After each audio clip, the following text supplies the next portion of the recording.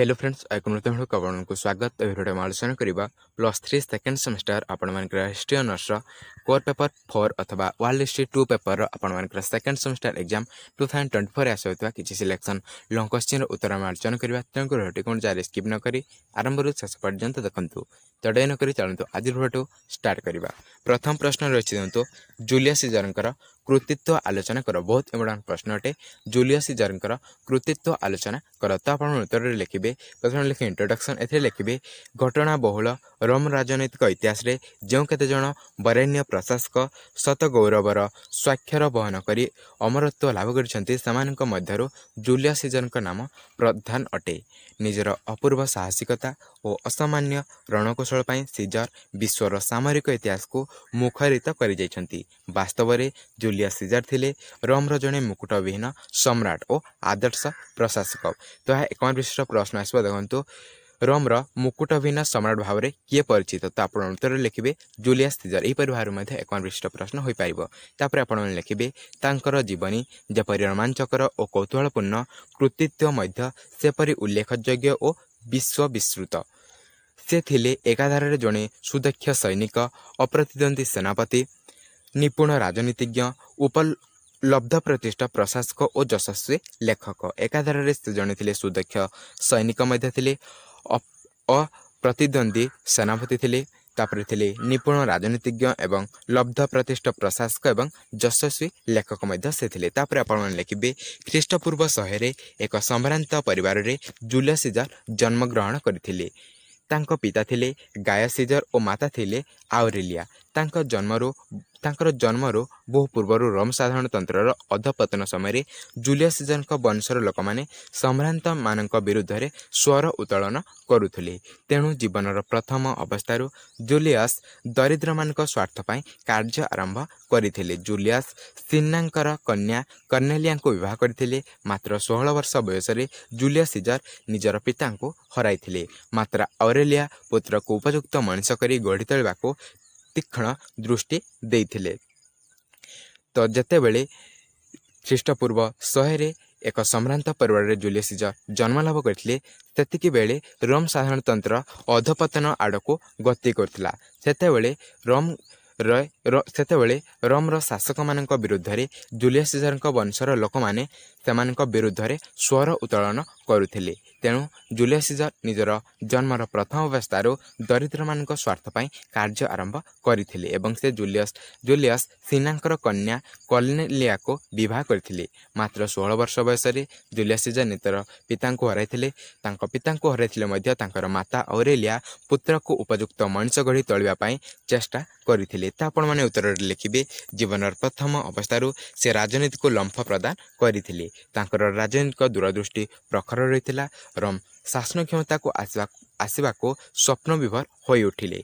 क्षमता प्रति दृष्टि रखी से निजर कार्य संपादन कले।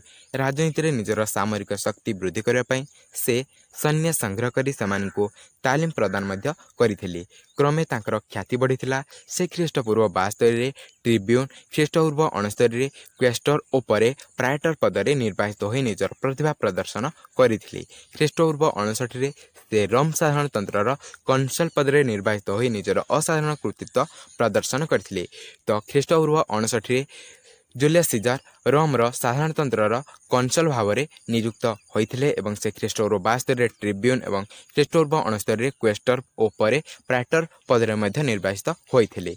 तापर लिखिए आपण माने प्रथम त्रिव्यक्ति मेंट कन्सल भाव में निर्वाचित होगा पर जूलियस सीजर रोम साम्राज्यर 2 जण प्रतिष्ठित व्यक्तिंकर साहाय्य लोड़ीथिले। यह 2 जण प्रतिष्ठित व्यक्ति थिले क्रेसास और पम्पे।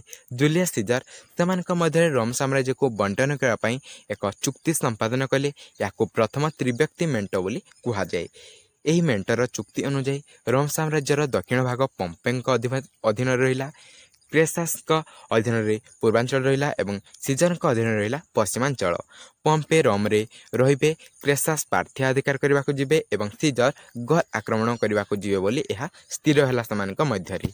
तापरे आपण माने लिखिबे गोल विजय अभियान। सीजर जानिथिले जे चूड़ांत हासिल करने पाई साधारण तंत्र सामरिक शक्ति वृद्धि करने आवश्यक। तेणु से गोल बा आधुनिक फ्रांस अंचल अधिकार करने को निजे जीवे बोली स्थिर कले। 40,000 ସୈନ୍ୟଙ୍କ ସହିତ ସିଜର ଖ୍ରୀଷ୍ଟପୂର୍ବ 58ରେ ତାଙ୍କର ଐତିହାସିକ ଗଲ୍ ଅଭିଯାନ ଆରମ୍ଭ କରିଥିଲେ। ଦୀର୍ଘ 9 ବର୍ଷ କାଳ ଗଲ୍ ଅଭିଯାନ ଲାଗି ରହିଲା। ସେ ସମୟରେ ଜଣେ ଯୋଦ୍ଧା ଓ ସେନାପତି ଭାବରେ ସେ ନିଜର ଅସାଧାରଣ କୃତିତ୍ୱର ପରାକାଷ୍ଠା ପ୍ରଦର୍ଶନ କରିଥିଲେ। ତାପରେ ଆପଣମାନେ ଲେଖିବେ ସିଜରଙ୍କ କ୍ଷମତା ହାସଲ।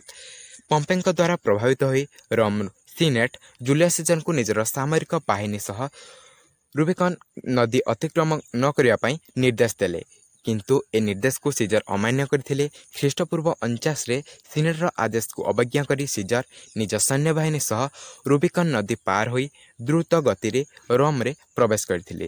ସିଜରଙ୍କୁ ତାଙ୍କର ସମର୍ଥକମାନେ ରୋମ୍ରେ ଅଭୂତପୂର୍ବ ସମ୍ବର୍ଦ୍ଧନା ଜ୍ଞାପନ ମଧ୍ୟ କରିଥିଲେ। ସିନେଟର ମାନେ ଭୟରେ ପଳାୟନ କଲେ। ପମ୍ପେ ମଧ୍ୟ ଗ୍ରୀସକୁ ଲୁଚି ପଳାଇଲେ। ରୋମାନ ଶାସନତନ୍ତ୍ରର ପତନ ଘଟିଲା। ତାପରେ ଆପଣ ଲେଖିବେ ଫାର୍ସାଲସ୍ ଯୁଦ୍ଧ। ଶତ୍ରୁପକ୍ଷକୁ ନିଶ୍ଚିହ୍ନ କରିବାରେ ନିଷ୍ପତ୍ତି ନେଇ ସିଜର ପ୍ରଥମେ ସ୍ପେନ୍ରେ ଅବସ୍ଥାପିତ ପମ୍ପେଙ୍କର ସୈନ୍ୟବାହିନୀକୁ ଛିନ୍ନ ବିଚ୍ଛିନ୍ନ କରି ଗ୍ରୀସରେ ପ୍ରବେଶ କରିଥିଲେ। ସେଠାରେ ଖ୍ରୀଷ୍ଟପୂର୍ବ 48ରେ ଫାର୍ସାଇଲ୍ ସିଜର ପମ୍ପେଙ୍କୁ ପରାସ୍ତ କରିଥିଲେ। ଏହାପରେ ପମ୍ପେ ନିଜର ପ୍ରାଣ ଦେଇ ମିଶରକୁ ଚାଲିଯାଇଥିଲେ। ତାପରେ ଆପଣମାନେ ଲେଖିବେ ମିଶର ଅଭିଯାନ। ସିଜର ପମ୍ପେଙ୍କୁ ଅନୁଧାବନ କରି ମିଶରରେ ପହଞ୍ଚିଥିଲେ। ସିଜର ଆଲେକ୍ଜାଣ୍ଡ୍ରିଆରେ ପହଞ୍ଚିବା ପରେ ସେଠାରେ ସେ ଅପୂର୍ବ ଲାବଣ୍ୟମୟୀ ଯୁବରାଣୀ କ୍ଲିଓପାଟ୍ରାଙ୍କ ସହିତ କିଛି ଦିନ ଅତିବାହିତ କରିଥିଲେ। ଏହି ସମ୍ପର୍କ ପାଇଁ ସିଜରଙ୍କୁ ବହୁ ପରିମାଣରେ ସମାଲୋଚିତ ହେବାକୁ ପଡ଼ିଲା। ରୋମ୍ରେ ଯେତେବେଳେ ଶୃଙ୍ଖଳା ପରିସ୍ଥିତି ଆସିଲା, ସିଜର ମିଶର ଛାଡ଼ିବାକୁ ବାଧ୍ୟ ହୋଇଥିଲେ। ସେ ଆଲେକ୍ଜାଣ୍ଡ୍ରିଆ ପରିତ୍ୟାଗ କରି ଏସିଆ ମାଇନରେ ପ୍ରବେଶ କଲେ।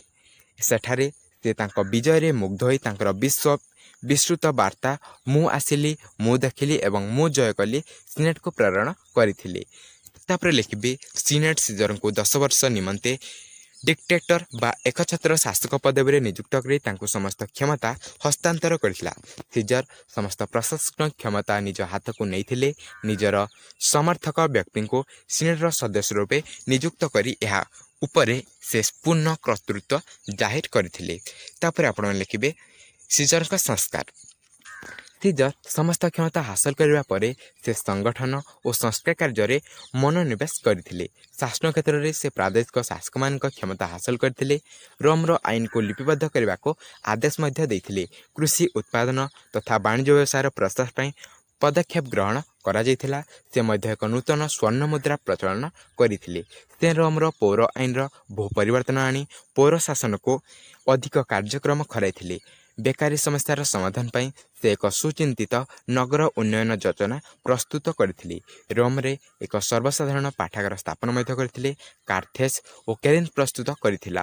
ରୋମରେ ଏକ ସର୍ବସାଧାରଣ ପାଠାଗାର ସ୍ଥାପନ କରିଥିଲା। କାର୍ଥେଜ ଓ କୋରିନ୍ଥ ପ୍ରଭୃତ ଅଞ୍ଚଳରେ ନୂତନ ଉପନିବେଶମାନ ପ୍ରତିଷ୍ଠା କରାଯାଇଥିଲା। ସେ ସର୍ବପ୍ରଥମ ପାଇଁ ଦେଶର ଆୟବ୍ୟୟର ଗୋଟିଏ ଅଟକଳ ବା ବଜେଟ୍ ପ୍ରସ୍ତୁତ କରିଥିଲେ। ଖ୍ରୀଷ୍ଟପୂର୍ବ 46ରେ ପ୍ରବର୍ତ୍ତିତ କ୍ୟାଲେଣ୍ଡର ହିଁ ତାଙ୍କର ଏକ ଯୁଗାନ୍ତକାରୀ କୃତିତ୍ୱ ଥିଲା। ଏହା ଜୁଲିଆନ୍ କ୍ୟାଲେଣ୍ଡର ରୂପରେ ମଧ୍ୟ ପ୍ରସିଦ୍ଧି ଲାଭ କରିଥିଲା। ସେ ଲାଟିନ୍ ଭାଷାରେ 7ଟି ପୁସ୍ତକ ରଚନା କରି ନିଜର ସାହିତ୍ୟିକ କୃତି ପ୍ରତିପାଦନ କରିଥିଲେ। ତନ୍ମଧ୍ୟରୁ ତାଙ୍କର ଲିଖିତ କମେଣ୍ଟାରୀ ପୁସ୍ତକ ପ୍ରସିଦ୍ଧ ଥିଲା। ସେ ମଧ୍ୟ ପୃଥିବୀର ପ୍ରଥମ ସମ୍ବାଦପତ୍ର ପ୍ରକାଶ କରିଥିଲେ। ତ ପୃଥିବୀର ପ୍ରଥମ ସମ୍ବାଦପତ୍ର ପ୍ରକାଶ କରିଥିଲେ ଜୁଲିୟସ୍ ସିଜର ଏବଂ ସେ କମେଣ୍ଟାରୀ ପୁସ୍ତକ ମଧ୍ୟ ରଚନା କରିଥିଲେ। ତାଙ୍କର ନାମରେ ଜୁଲିଆ କ୍ୟାଲେଣ୍ଡର ମଧ୍ୟ ପ୍ରସିଦ୍ଧି ଲାଭ କରିଥିଲା। ସେ ପ୍ରଥମେ ରୋମରେ ଏକ ଅଟକଳ ବା ବଜେଟ୍ ମଧ୍ୟ ପ୍ରସ୍ତୁତ କରିଥିଲେ। ଏହା ଥିଲା ସିଜରଙ୍କ ସଂସ୍କାର। ତାପରେ ଆପଣ ଲେଖିବେ କନକ୍ଲୁଜନରେ ସିଜରଙ୍କ ମୃତ୍ୟୁ। କିପରି ଭାବରେ ସିଜରଙ୍କ ମୃତ୍ୟୁ ହୋଇଥିଲା? ସାଧାରଣତନ୍ତ୍ରର ଅବସାନ ଓ ସିଜରଙ୍କ ବ୍ୟକ୍ତିଗତ ଶାସନର ଉତ୍ଥାନ ଦେଖି ରୋମର ଯୁବକ ଗୋଷ୍ଠୀ କ୍ଷୁବ୍ଧ ହୋଇଯାଇଥିଲେ, ତାଙ୍କ ଉପରେ ରାଗି ଯାଇଥିଲେ। ସିଜରଙ୍କ ବିରୁଦ୍ଧରେ ଏକ ସୁପରିକଳ୍ପିତ ଷଡ଼ଯନ୍ତ୍ର ଚାଲିଲା। ମାର୍କସ୍ ବ୍ରୁଟାସ୍ ସେହି ଷଡ଼ଯନ୍ତ୍ରର ନେତୃତ୍ୱ ନେଇଥିଲେ। ଶେଷରେ ଖ୍ରୀଷ୍ଟପୂର୍ବ 44 ମାର୍ଚ୍ଚ 15 ତାରିଖ ଦିନ ଶତ୍ରୁମାନେ ସିଜରଙ୍କୁ ବଳପୂର୍ବକ ସିନେଟ୍ କକ୍ଷକୁ ନିମନ୍ତ୍ରଣ କରି ନେଇଥିଲେ ଏବଂ ସେଠାରେ ସେମାନେ ମିଳିତ ଭାବରେ ସିଜରଙ୍କୁ ପଛପଟୁ ଛୁରୀରେ ଆଘାତ କରିଥିଲେ। ସିଜର ପଛକୁ ବୁଲି ପଡ଼ି ଚାହିଁଲା ବେଳକୁ ଦେଖିଲେ ନିଜର ବନ୍ଧୁ ବ୍ରୁଟାସ୍ ଶତ୍ରୁମାନଙ୍କ ଗହଣରେ ଅଛନ୍ତି। ସେ ଆଶ୍ଚର୍ଯ୍ୟ ଭାବରେ କହିଥିଲେ, ତୁମେ ମଧ୍ୟ ବ୍ରୁଟାସ୍? ସିଜର ନିହତ ହେଲେ ସତ, କିନ୍ତୁ ସିଜାରିଜମ୍ ଧ୍ୱଂସ ହେଲା ନାହିଁ।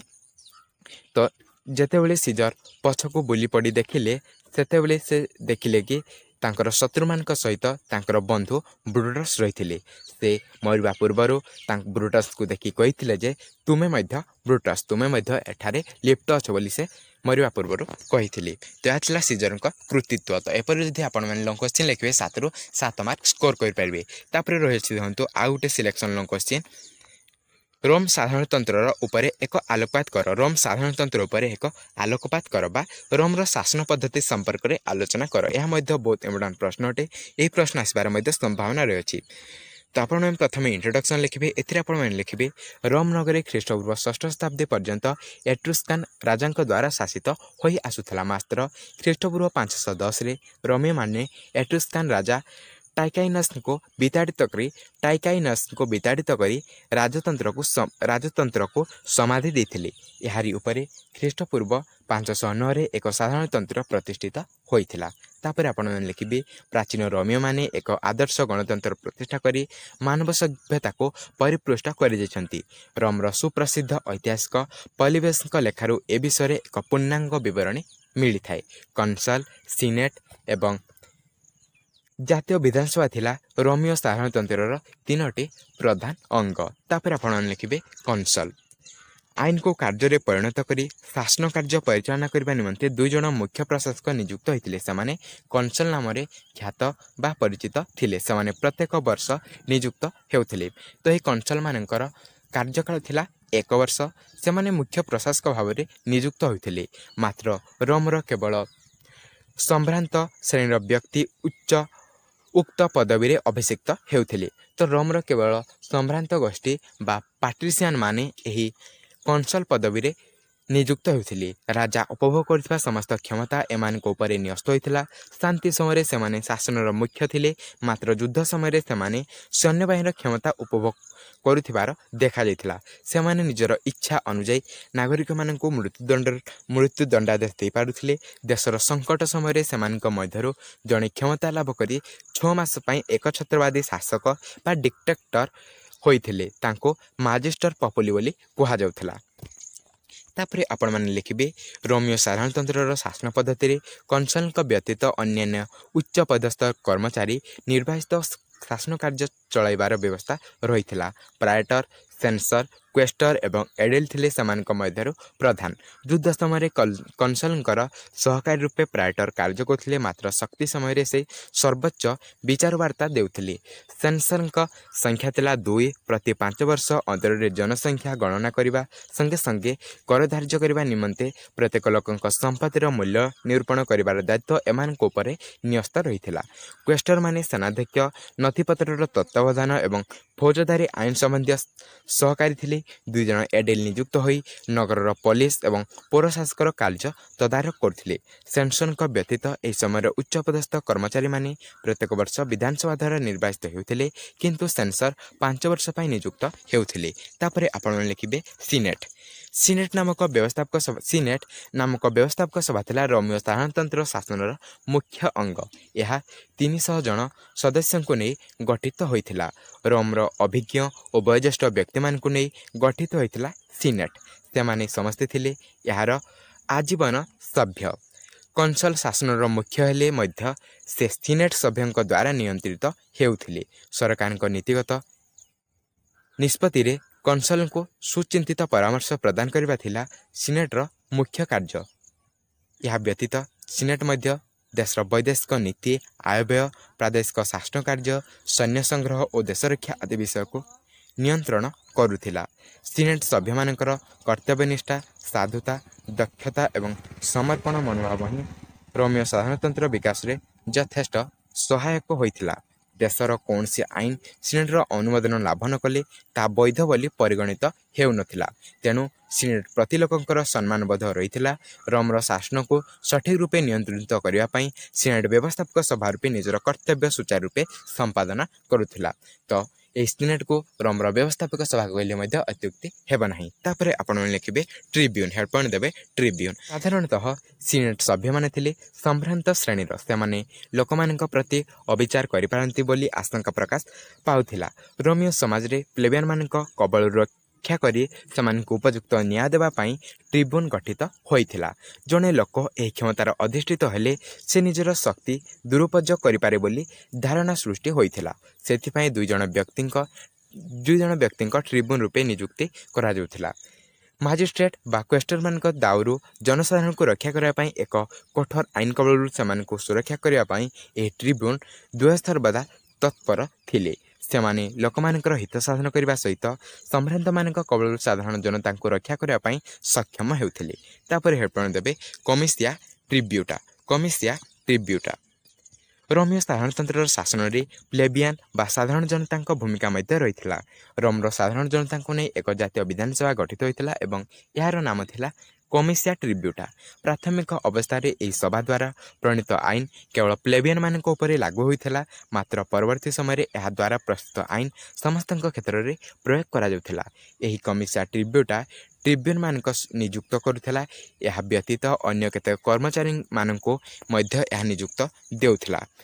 ଜନସାଧାରଣଙ୍କ ସ୍ୱାର୍ଥ ବିରୋଧରେ କାର୍ଯ୍ୟ କରୁଥିବା ବ୍ୟକ୍ତିମାନଙ୍କର ବିଚାର କରି ସେମାନଙ୍କୁ ଦଣ୍ଡ ପ୍ରଦାନ କରୁଥିଲା ଏବଂ ଏହି ସଭା ରୋମୀୟ ସାଧାରଣତନ୍ତ୍ରର ଶାସନ କ୍ଷେତ୍ରରେ ଏକ ଅନ୍ୟାନ୍ୟ ଭୂମିକା ଗ୍ରହଣ ମଧ୍ୟ କରୁଥିଲା। ତାପରେ ଲେଖିବେ କମିସିଆ ସେଞ୍ଚୁରିଆଟା। ଅନ୍ୟ ଏକ ଜାତୀୟ ବିଧାନସଭା ନାମ ଥିଲା କମିସିଆ ସେଞ୍ଚୁରିଆଟା। ରୋମର ବହୁ ସମ୍ଭ୍ରାନ୍ତ ନାଗରିକ ଏହି ସଭାର ସଭ୍ୟପଦ ଗ୍ରହଣ କରିପାରୁଥିଲେ। ଏହା ମୁଖ୍ୟତଃ ଥିଲା ଏକ ଆଇନ କାର୍ଯ୍ୟକାରୀ ସଂସ୍ଥା। ରୋମର ସମସ୍ତ ଅପରାଧର ବିଚାର ଏହି କକ୍ଷରେ ଅନୁଷ୍ଠିତ ହେଉଥିଲା। ଏହି ସଭାର ସଦସ୍ୟମାନେ କନସଲମାନଙ୍କୁ ନିର୍ବାଚିତ କରୁଥିଲେ।